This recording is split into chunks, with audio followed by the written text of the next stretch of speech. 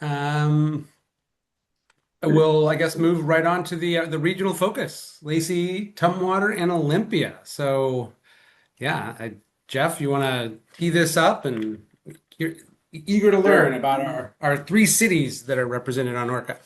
Yes, absolutely. So thanks, Dan, for bringing that up. So this is our final installment of the journey around ORCAA's jurisdiction over the past 18 months. We started in Jefferson County in February of 2025, and we've worked our way county by county through. And so now we're with the three cities represented on the ORCAA board. And the idea has been to present the board with additional information about the work that we do in your jurisdictions. And to get board members out on inspections and just to, again, learn a little bit more about the work that we do around around the area, around the region. And just wanted to note that Dan has compiled each of these presentations as a clip from these board meetings, and they're available on the ORCAA YouTube channel. So if you want to, if don't remember exactly what was discussed during, for instance, the focus on Pacific County, you can go back and look at it, or any of the other presentations. And of course, this presentation will also be added to that page after today. So with that, let's see. So yeah, so Dan went to slide 2 already. So actually go back to, so that, yeah, so that just shows, it was interesting to look at the population numbers. Again, Lacey is the biggest of the three, then with, Olympia and Tumwater. So, and just to remind you that according to RCW, that specifies the ORCAA board composition, specifies a county commissioner from each of our 6 counties and a city council member from the three largest cities. And Lacey, Olympia, and Tumwater are the 3 largest cities. So, all right. So with that, now I think we'll go to the next slide. And Dan, I think to you. Yeah, so again, it is Lacey, Olympia, Tumwater is our urban core for our 6 counties. I mean, it's the biggest population, according to the census, looking at over 300,000 people in the 3 cities.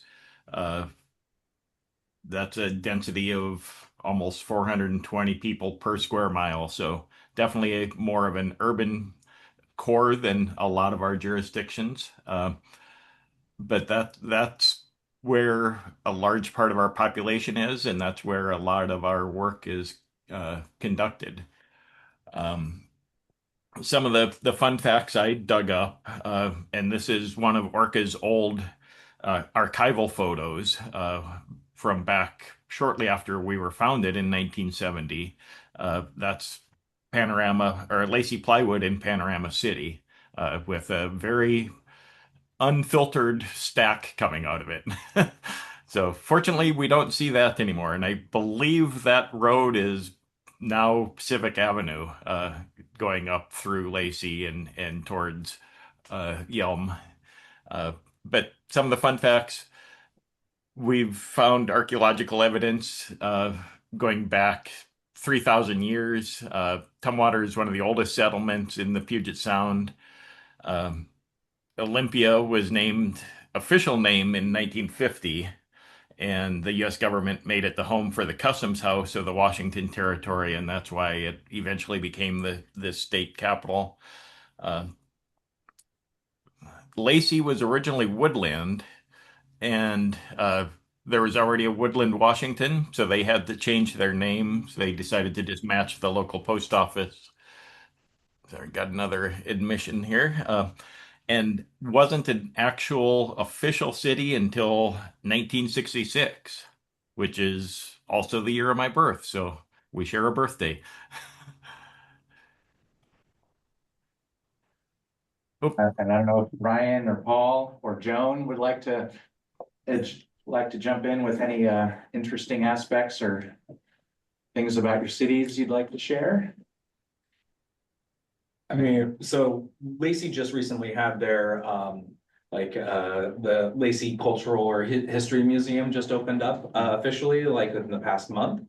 And one of the things that I learned there is that because of the amount of lakes in Lacey, it was for a lot of the region one of the kind of a resort town. So like every single lake had a couple different like cabins or lodges on there that had like slides and like all this other information. So it was a place for people to come and relax and kind of as acted as a resort. So it was really interesting to learn about that history. Yeah, the only thing I would add about Olympia is it being the capital city, we kind of end up shouldering a lot of responsibilities that other jurisdictions don't have to deal with.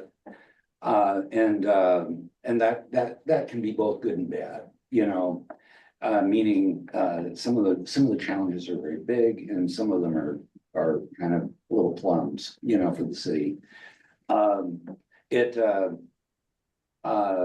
We don't have a huge industrial base as we once had, you know, timber and yeah, I mean, the biggest industry really is the can and cork factory. But nonetheless, the work ORCAA does has tremendous impact on the community, and we appreciate the work this board is doing in maintaining environmental integrity in this part of Puget Sound. Joan, any words from Tumwater? Well, I could mention that George Bush was one of the first people here, one of the founders of Tumwater, and it was they named it the wagon train that was all together with the Schmidts and all the people that schools and things are named after in Tumwater. They called it New Market. And so that's where the use of New Market around this area was. I didn't know that until quite a time after I was been in Tumwater, that it was once New Market. And they ended up here, which is I don't know how far that is how far we are exactly from Portland, but the wagon train first went to Portland and they were going to settle down that way. And because George Bush was a black man, they wouldn't take his money. And so they just got back in their wagons and started heading north and ended up stopping at the falls in Tumwater. So kind of interesting history. And the founders had a great, the Bushes had an amazing relationship with the Indian tribes in this area. And I think part of it was because, you know, George and the people who first came were just community builders and kind, interactive people. Everybody wanted to learn each other's language, and they shared some of their livestock. And it's I'm proud of the history that Tumwater that she comes out of. So those are some fun facts. And I did jump over the bullet that notes that Tumwater is the oldest American settlement on the Puget Sound. So it's the original U.S. settlement here. So Yeah, that's one of and that's why some of us from the council work so hard to keep the Gary Oak tree that's out there on Old Highway 99 by the airport, is because that was a great stopping, and I guess they didn't exactly camp in those days, but camping spot where they gathered wagons, and also where the tribes gathered. It was near that tree. It has a lot of history and mystical things about it, that they danced under it and slept under it, and so I don't know if you follow that story at all. When we were having a little fuss about it, and it's fun to get some of those facts and know about the lay of the land and the people who were here before you, and then you came and joined with them is really what happened here. So it's nice. We need that kind of spirit nowadays. So All right, well, then Well, so some interesting stuff. So I think now on to monitoring. I think next slide, Odell. Yeah, so this slide is part of what I showed during the Thurston County one because it also represents the county monitoring, but it just so happens that most of the monitoring that we've done has been in Lacey, Olympia, and Tumwater, with a few exceptions there. But you'll see at the top, for those of you that were not here during Thurston County, we've done a lot of monitoring, and we see that site goes all the way back to 1970, and it is still our, or no, I'm sorry, the original Lacey Fire Station goes back to 1970, and then we took a break, and our current site, which is at Mountain View Elementary, goes back to 1984. So we've been monitoring at Mountain View Elementary since 1984. And you can see the amount, the different pollutants that we have monitored there over the years, starting with total suspended particulate, which is just any particles that stay in the air and don't fall down. And then research showed that the smaller particles were actually the ones that were the most hazardous to our health. And so they started with PM10, which is also called inhalable. So those are the particles that when you breathe actually get into your lungs. And then even more research showed that it was even the smallest particles, the PM 2.5, that could penetrate the most deeply and actually break the blood membrane barrier and get into your brain, into your lungs, and deeper into your body and cause the most health impacts. So over the years at Lacey, we have monitored all the different particulates. We've also done a short stint with carbon monoxide. Ozone has been monitored there since 2011, and black and organic carbon is now being monitored at the site as of the last 2 years. And then we've also monitored for weather, so wind and temperature there since the 80s. So one of the most well monitored sites in the region. And most recently, we upgraded our building there. We replaced our old monitoring shelter with a brand new shelter, and we dedicated that earlier this spring to James P. Werner, who was my predecessor and worked for ORCAA as their main monitoring specialist for over 30 years. So that is. You wanted to just mention what that red box is on. Oh, yeah. Thanks, Jeff.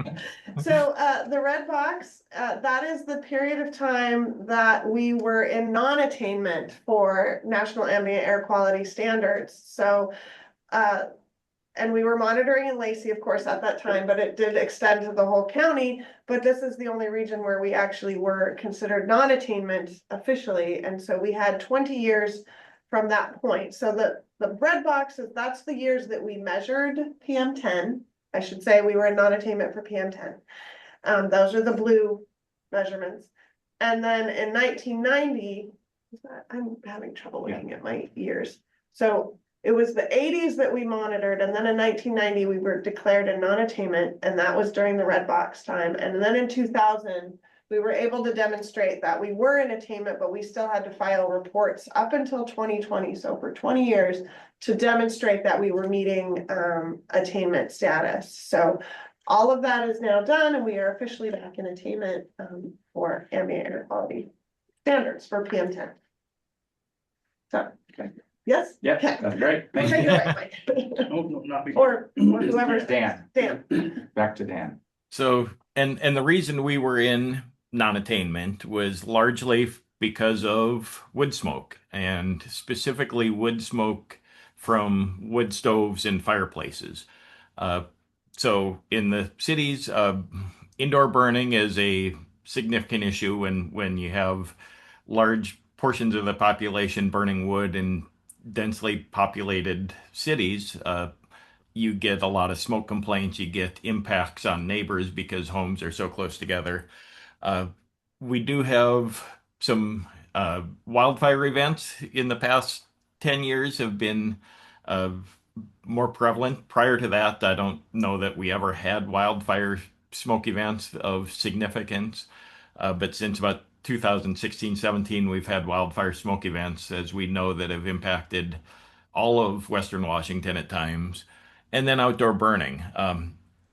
Outdoor burning is an issue throughout our jurisdiction, but we will note that in the cities and urban growth areas, the state has prohibited, through the Growth Management Act, any residential or land clearing burning within the cities and urban growth areas throughout the state, for those counties that are urban growth counties. Um, Also, recreational fires, as part of that non-attainment maintenance plan, the second plan, there was a clause that prohibited recreational burning in the cities of Lacey, Olympia, Tumwater. That made those three cities different from every other city in our jurisdiction and most every city in the state of Washington. Uh, we found did some detailed research after that was put in the state implementation plan, and realized that the recreational smoke really had no impact on that non-attainment designation. When people have recreational fires is not when we had the smoke impact events, essentially during the coldest winter months. Uh, so as some of you on the board remember, we went through a process, changed the rules, changed the state implementation plan, and made recreational burning allowable in those cities again, following 2023 board action. Uh, Wood stoves again had continue to be an issue, and the state recognized that. We've had a wood smoke reduction grant from the State Department of Ecology for many years. We first offered the wood stove replacement program in 2012, specifically to Lacey, Olympia, Tumwater, largely because of that prior non-attainment designation. Uh, since that time, we've removed more than 600 stoves from those cities. And we've also been able to expand that program first to all of Thurston County and then to all of our jurisdiction this past cycle. So we've slowly been able to expand that to serve all of our communities. Um, so 600 stoves in 14 years doesn't sound like a lot, but that's essentially 46 tons of particulate matter per year that's taken out of the community's ambient air. So it's been an effective program. Uh, you look at the numbers on Odell's charts over the years, and I think we can pretty honestly track the the wood stove program's impact on air quality locally.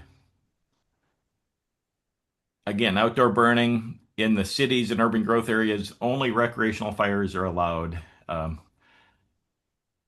those rules changed in 2000 or 23, and recreational fires are essentially those small 3-foot diameter or smaller campfires that burn only clean firewood or charcoal.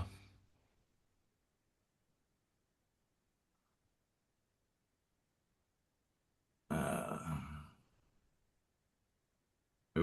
so yeah, we've had, and on the outdoor burning, we do have in Thurston County a residential yard waste burn permit. We still get a few online submissions from people that are in the cities or urban growth areas. When we started that program online almost 10 years ago, we were getting hundreds of people that were they were submitting invalid permit requests. Last year, we only had 60 of those. So we are getting the word out finally that burning is not, people are understanding they can't burn their yard waste in the cities. Asbestos demolition is a mic topic. All right. I don't know what that says about me, but I try not to bring too much of that asbestos stuff. Okay, asbestos notifications, as you can see, we received, this is the fiscal year. I mean, no, I believe these are calendar years just because it was easier to pull it up, but Lacey, Olympia, Tumwater, see the numbers, demolition notifications. And the difference could be a lot of, if you remodel a house, you're supposed to, or a structure, it could be a commercial structure house, it could even be a ship over 35 feet. We're doing some of those now.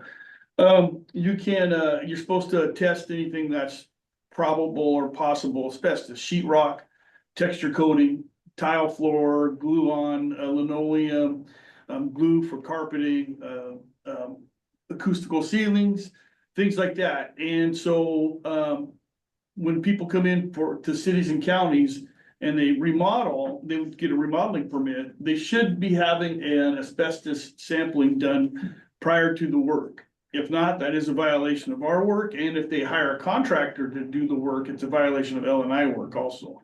So it's important to do that. And this is my call out to the cities and counties to make sure your building departments are aware of that. We try to talk to them often. We have brochures and handouts.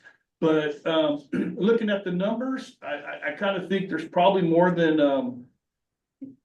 to pick on Tumwater, but 8 asbestos notifications in there for the whole year. You know, there might have been some remodels or demos that didn't get to our eyes for some reason. Same with the demolitions. Was there, you know, we had 4 demolitions in Tumwater, 15 in Lacey, and people can knock down a house on a weekend and clean it all up and we wouldn't even know about it. But if the cities know about it and they get a demolition permit, ORCAA still requires one. And some cities and counties won't approve their permits until they see an asbestos survey so they know. And again, if their asbestos is there, they need to contact ORCAA. So I'll try to get off that soapbox, but it's important to note that we definitely get some. I mean, look at Olympia, 108 asbestos notifications. So a lot of older buildings, a lot of asbestos jobs, and that's asbestos that's now gone, which is good. We hope to continue with that. Asbestos is considered an air pollutant, and it's also regulated by federal rules also. Next slide, Dan, please. Oh. Sorry about that. Oh, there we go. Okay, this one. Oh, went too far. Yeah, this is a good one here. What it's showing is a filter system on some duct work. There was a major job in one of the state buildings, general administration buildings in downtown Olympia. And Dixon Corporation, a big company, came in. They did the asbestos survey and the asbestos abatement, and they did a great job. And this is a good picture because a lot of asbestos people miss the filters. That might be in the gaskets, that might be in the ductwork. And this is a picture of the gasket that they found and they tested, and it had asbestos. They had to do a really big asbestos job. We inspected it a few different times to make sure they're doing it correctly. They did a great job. Dan has this taking care of the air recognition award that we do. We gave one to Georgia Pacific a while back, and this is the first one for asbestos work, the second one we've given out. So kudos to Dixon and General Administration for doing a good job, doing it all right.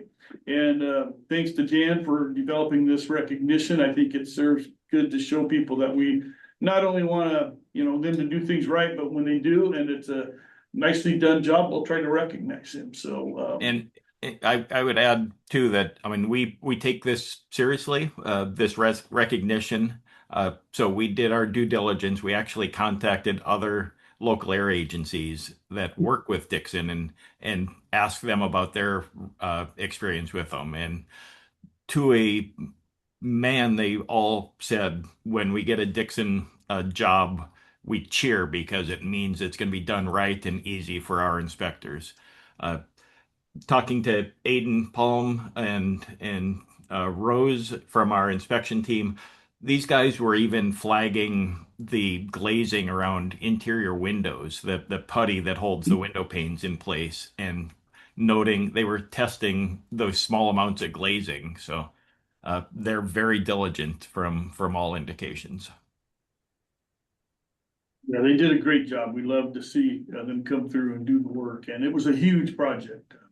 I forget how many floors, but a big building downtown. It's still ongoing. I mean, Yeah. anybody, it's one of the main old buildings on the Capitol campus. Folks that are familiar with Capitol campus, I'm sure have seen the building before. It's coming down slowly. So yeah, that's a neat award we try to do to recognize different things. This picture is kind of give you some ideas of what's in the cities as far as sources. 219 sources. As you can see, Olympia's got the majority of them. A lot of our sources are going to be backup generators if they're over a certain amount of horsepower. We also we do gas stations. If you're not aware, we inspect those for some vapor control technology. Automotive spray booths. So a lot of these numbers are of the 219 would be gas stations, backup generators, but we also have large facilities. Paul actually mentioned them earlier, Crown Cork and Seal there in Olympia. And there are the only Title V or quote AOP, the large operating sources in the 3 cities. That's the only one. And that is a picture from the Crown Cork and Seal people. And I think some of our inspectors are back there. We also have 2 synthetic miners, and I bring that, and those are basically facilities that if they didn't put a limit on how much they produce, they would become an AOP or Title V, but they voluntarily restrict their production to a limit so they don't go into that because there's a whole lot more in-depth review and regulations. And I bring that up because one of them is, you'll see later, was one that some people visited. We had our tour, and that was Georgia Pacific. International paper, sorry. An international paper, it's actually in the Lacey UGA, but we'll count it. We also have Georgia Pacific and the DES Capitol Campus. That's a conglomerate of a lot of backup generators and a few other things those are the synthetic miners. So there's the 3 there, the 2 Georgia Pacific and DES, and then there's the one in the Lacey UGA International Paper.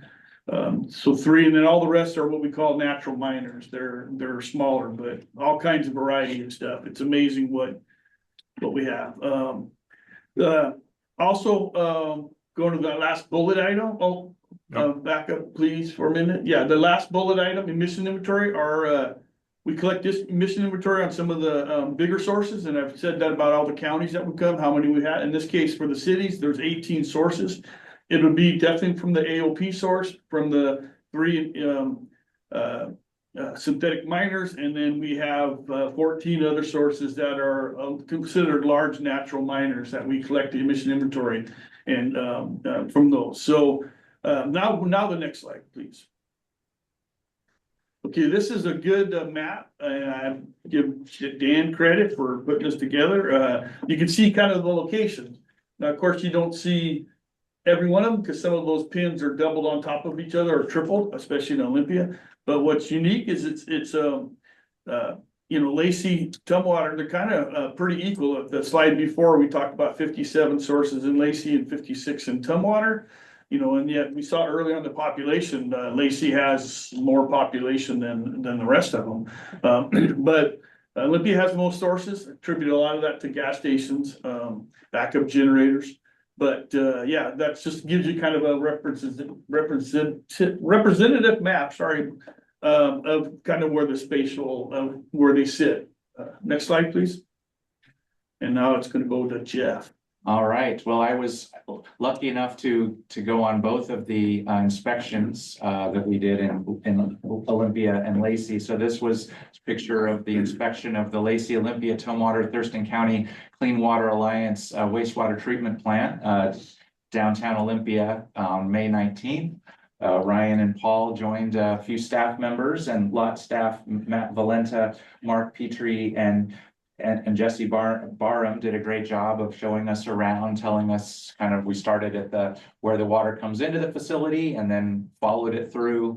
It was an interesting tour, and mission units include emergency generators, some boilers, flare. But thought it was interesting. Digesters? Yes, Yeah, they have there's a some. big digester. Yeah, and we've recently permitted some work that they're doing, because they're doing some big upgrades. Yep. So, and then the next slide was at the end of June. Paul and Ryan accompanied, we mentioned International Paper. So that was also a really interesting tour to see how the facility turns 4,000-pound rolls of paper. First, they corrugate it, essentially make what we erroneously, many of us call cardboard, but they're quick to point out is actually corrugated paper, not cardboard. But then they turn these big rolls of that into boxes for all sorts of things. And that was really interesting process to see as well. And so again, a number of Lacey staff, Terry McDaniel, Vanessa Dolby, Sarah Schelling attended the tour, along with some ORCAA staff and Paul and Ryan. So I don't know, anything you'd like to add about your tours or, I mean, the inspections that you saw? I mean, the pictures don't tell you how warm it was in the International Paper. Those machines are very, very hot. But yeah, and then also the pictures don't tell you how much aroma comes at once in some of those rooms. But all of it, overall, it was very educational to learn and to see how these processes are done, especially how ORCAA conducts their inspections. Like the part that we were excused from is the reviewing of all of the Excel files of, for all of the information. And so I was grateful for that. Jeff, is that the only major facility?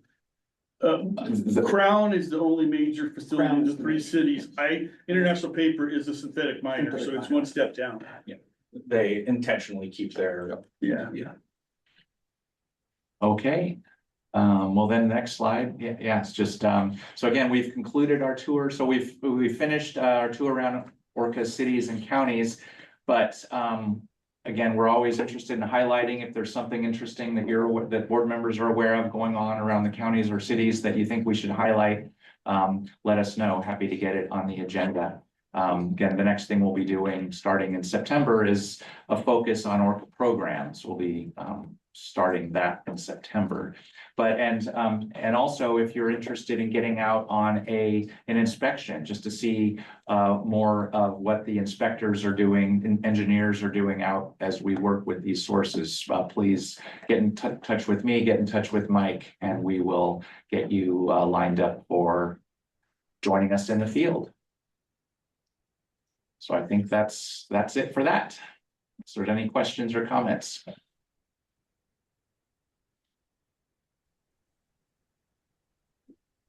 Sounds like a great tour. You know, I guess my one question is, and Mike talked a little bit to this, but with the population of Lacey the highest, but about, you know, more on par on the emissions regulated sources with Tumwater, does that mean that is Lacey more residential than Olympia, or Olympia just have like some more commercial and industrial space?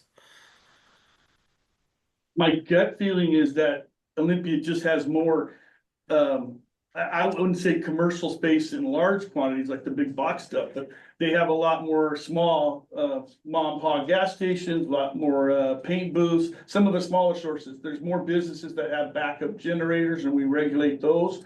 So that is where the numbers for sources jump up, and that's probably why Lacey jumps up too. You got a whole lot of more, you got more commercial, and I don't want to speak for the council people, but Lacey has a lot more commercial enterprises than we see in Tumwater. That's why they have more sources than Tumwater, and that's again that's those smaller sources are usually what makes up the large amount of businesses. The big sources generally end up, because they're big, end up in county or, you know, somewhere near I-5 where they can get material to, or by the port. And that's where Olympia's got some businesses at the port downtown where of course, Lacey and Tumwater don't have those avenues. Where Tumwater has that the other, definitely Olympia doesn't have. You notice how far south in Tumwater some of those inspected things are, because there's a lot of land down there, and I-5 runs right through Tumwater. So there's gas stations and McDonald's. And out there by, the, 93rd, there's a lot more Yeah. commercial, industrial stuff out that way where Tumwater has a lot more sources out there. Yeah. Like And Lacey, like marijuana growing. Yeah. and Lacey, you'll notice up towards the northern side of Lacey, that's where a lot of our new development has gone in. There's a lot of focus on increasing amount of manufacturing as well as some light industrial into that, bringing it into that sector, working with the port as a, what is it? It's a trade zone, free trade zone. So that way people are warehousing in that space. And so you'll start to see some more things pop up as that area starts to develop a bit more.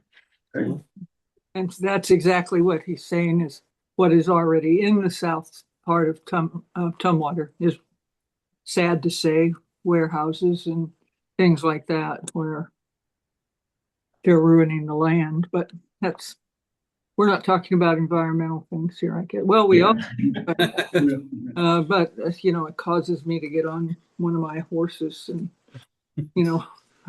ride into no more land for, warehousing. But anyway, that's why a small city like Tumwater compares in that 56 or 54 or whatever with a larger city, is because we have more of the kind of land to use.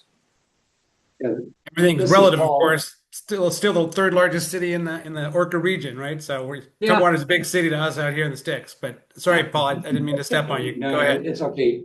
The only thing I was gonna add is I think that one of the reasons there's such a preponderance of sites in Olympia is that they're just a lot more legacy sites probably too. They're just the more modern facilities are constructed probably more environmentally, with more environmental sensitivity and whatnot. And while these sites aren't emitting that much pollution, they're when they were constructed, things were just done differently, is kind of how I would characterize it. I think there are a lot of kind of legacy sites in Olympia that should, even though we're not as big as Lacey, we have more areas that need inspection. That's great. Learned a little bit today. Thank you everyone for doing that. I'm glad Ryan and Paul, you had an opportunity to join them on the tour inspection. Any other last questions or comments for our three big cities? Number 4 is Port Angeles, right? I'm just curious if there's any competition for, that third slot on the board. Is it, Mike, do you know what the population is in PA? So there used to be, No. because we have historically had a Port Angeles City Council member on ORCAA's board in the more distant past, but Tumwater overtook us, I think, about a decade ago or more. And I think we just peaked over the 21,000 population. So we're still lagging.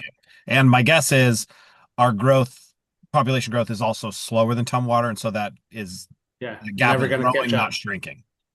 Yeah. Yeah, the I-5 corridor. It may Okay. be worth noting that Tumwater overtook PA because of annexation. Oh, they cheated. Okay. It's all right. Little asterisk on that one, but we'll take it. Still interesting to Well, find this out. is Right along. this is such a great place to have representation, because I remember when it happened, because that's when I came on the board. our sole Tumwater representative. I It's think good to have you. that's about right. Yeah, but I'll let everybody know that there's competition and that you're after us. Yeah. Just, I'll it'll be let them know. tough. Okay. I think they might have to do annexation, Mike, just so you know. That seems like a good strategy in case you really do want to. All right.